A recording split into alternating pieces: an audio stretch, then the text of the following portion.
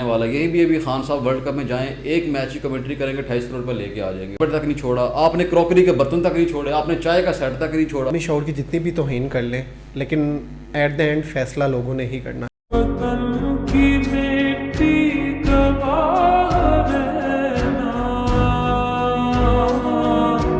गवाह रहना, गवाह रहना। Welcome to another episode of let's talk. आज हम बात करेंगे इमरान खान की अरेस्ट पे। तो जैसा कि आप लोग जानते हैं कि पाकिस्तान जैसी कंट्री में हर नॉर्मल चीज़ को एबनॉर्मल समझा जाता है और हर एबनॉर्मल चीज़ को नॉर्मल समझा जाता है। पाकिस्तान के सबसे फेमस पॉलिटिशियन और ऑलमोस्ट पाकिस्तान की लार्जेस्ट पार्टी के चेयरमैन को, जिसका नाम आप टीवी पे ले भी नहीं सकते, उनको अरेस्ट कर लिया गया। तो आज हम इसके बारे में बात करते हैं फैसल से और उनकी टेक जानने की कोशिश करते हैं। अस्सलाम वालेकुम फैसल। वालेकुम सलाम दानियाल। कैसे हैं आप? अल्हम्दुलिल्लाह। तो क्या कहना चाहेंगे आप खान साहब की अरेस्ट पे कि उनका क्या केस था, कैसे ये सारा जो एक सीरियल था आप कैसे कंक्लूड करेंगे इसको? एज अ मुल्क हम जब वजूद में आए थे तब भी काफ़ी कुछ एबनॉर्मल हुआ था, लेकिन हमें चांस दिया गया हिस्ट्री ने कि हम सब कुछ नॉर्मल करें, लेकिन हमारे बड़े आकाओं ने इस चीज़ को नॉर्मल होने नहीं दिया। आप जितनी हिस्ट्री देखें, कभी डेमोक्रेसी को इस मुल्क में पलने ही नहीं दिया गया। जब हमारे यहाँ पहला इलेक्शन हुआ था, आप जानते हैं कि इंडिया में कितने इलेक्शन हो चुके थे। तब तक तो आई थिंक उनके 3 या 4 इलेक्शंस हो चुके थे। जी बिल्कुल, उनकी 3 असेंबलीज़ ने अपनी जो ड्यूरेशन थी वो पूरी कर चुकी थी और चौथा इलेक्शन होने जा रहा था और हमारे यहाँ पहला इलेक्शन होने जा रहा था। आप जैसे जानते हैं कि इस मुल्क को जिसने आयन दिया, हमने उसका क्या हाल किया। उसको तो हमने सूली पे चढ़ा दिया। हाँ बिल्कुल।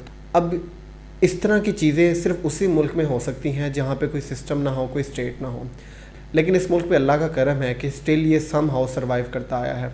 लेकिन अब देखने में ऐसे लग रहा है कि हम अनकरीब एक फेल्ड स्टेट बनते जाएंगे अगर हमने हिस्ट्री से सबक ना सीखा। हमने भुट्टो के साथ क्या किया, वो भुट्टो आज भी ज़िंदा है और वो कैसे ज़िंदा है हम सब जानते हैं। और जितने पॉलिटिशियन हमने नर्सरी में तैयार किए वो आज कहाँ हैं और क्या कर रहे हैं वो भी हमारे सामने है। अब एक ये पॉलिटिशियन आया जिसने 22 साल स्ट्रगल की, जैसी भी स्ट्रगल की, आप उससे इत्तेफाक करें या ना करें, लेकिन आपने हिस्ट्री से सबक नहीं सीखा, उसको दोबारा जेल में डाल दिया। क्या इससे उनकी आइडियोलॉजी ख़त्म हो जाएगी? आप क्या उनकी आइडियोलॉजी भूल जाएंगे उनके जेल में जाने से? फोर्सफुली तो आप किसी की भी आइडियोलॉजी को ख़त्म कर ही नहीं सकते। आपने भी मिसाल दी, सबसे बड़ी जिंदा मिसाल है भुट्टो। आपने उसको मारा फोर्सफुली, आपने उसको ख़त्म करने की कोशिश की। फिज़िकली तो भुट्टो ख़त्म हो गया, बट उसकी आइडियोलॉजी, उसके जाले आज भी हैं जो आज भी नारा लगाते हैं भुट्टो ज़िंदा है। और आज पीपल पार्टी इसी नारे की वजह से ही सिंध में गवर्नमेंट बनाने में कामयाब होती है।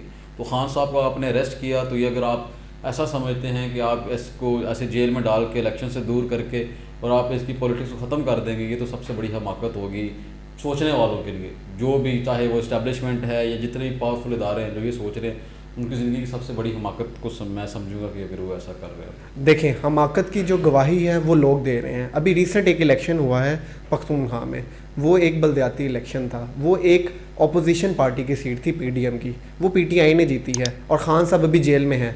और ये खान साहब के अल्फाज हैं, मैं जेल में हूँ या मैं कब्र में हूँ, मेरी आइडियोलॉजी ज़िंदा रहेगी, लोग मुझे वोट करते रहेंगे क्योंकि मैंने इन्हें नई सोच दे दी। अब जिस केस में उनको जेल में डाला गया, ये अवामी शऊर की तौहीन है और इसी तौहीन की वजह से इनका जो प्लान साइफर से शुरू हुआ था और अब तक चल रहा है वो ख़त्म नहीं हो पा रहा। और वो केस क्या था, आप ज़रा थोड़ा मुझे बताएं। देखें, ये ना 21वीं सदी है, ये वो पेपर का ज़माना नहीं है कि प्रिंट मीडिया है या आपने इलेक्ट्रॉनिक मीडिया पे 2 चैनल हैं तो आपने इनको कंट्रोल कर लिया तो आपको लगेगा कि आप लोगों तक इन्फॉर्मेशन नहीं पहुंचा सकते। ये डिजिटल वर्ल्ड, जैसे आपने भी बात की, यहाँ पे इन्फॉर्मेशन का स्प्रेड आप कहीं किसी भी तरीके से नहीं रोक सकते। अब लोगों को ही पता है कि उन पर क्या भोंडा केस बनाया गया। जिस गिफ्ट जो उन्होंने लिया, क्या थी, घड़ी थी।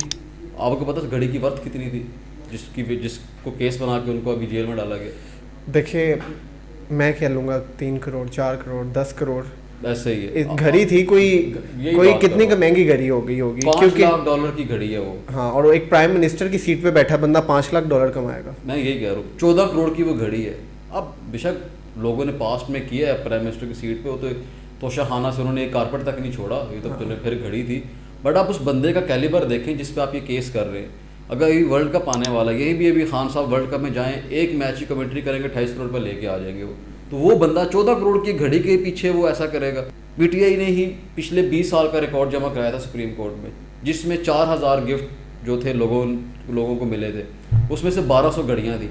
अब उन 1200 घड़ियों में से सिर्फ एक घड़ी इमरान खान ने ली, तो जो बाकी घड़ियाँ थी 1199 वो भी जेल में आ गया, उनमें नवाज शरीफ ने ली, हकान अब्बासी ने ली, यूसुफ रज़ा गिलानी ने ली, सब ने ली हैं, उनको भी जेल में डालें। उन पर आप ये केस क्यों नहीं बनाते? आपने कारपेट तक नहीं छोड़ा, आपने क्रॉकरी के बर्तन तक नहीं छोड़े, आपने चाय का सेट तक नहीं छोड़ा, उनको आप नहीं पूछ रहे। BMW गाड़ियाँ आपने ले ली, लैंड क्रूजर्स ले ली, इस पे आपको कोई केस नहीं मिला। 3.5 साल उन्होंने गवर्नमेंट दी और आपको उसके खिलाफ केस का मिला, एक तोशा खाना का, एक घड़ी का। ये तो केस करने वालों को भी शर्म आनी चाहिए कि आपने उसे करप्शन पे क्या साबित किया, एक घड़ी।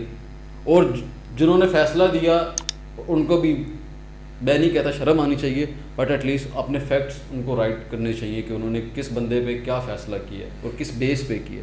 मैं तो बस ये कहना चाहूँगा। हाँ बिल्कुल, आप अवामी शऊर की जितनी भी तौहीन कर लें, लेकिन एट द एंड फ़ैसला लोगों ने ही करना है। उसका फ़ैसला अभी जेल में ही लोगों ने कर दिया है कि एक बंदा जेल में एज अ हीरो जा रहा है, वहाँ पे उसका इस्तकबाल किया जा रहा है। ये मैं नहीं, कई एंकर कोट कर रहे हैं कि उनके जेल में जाते ही इमरान खान जिंदाबाद के नारे लगे हैं। आप कितने लोगों को चुप करवाएंगे, कितने लोगों को आप बंद करेंगे? ऐसे आइडियोलॉजी ख़त्म नहीं होती। अगर आपने यही बात रहने देना है तो आई थिंक इस मुल्क में इंसानी हकूक़ को ख़त्म कर दिया जाए फिर।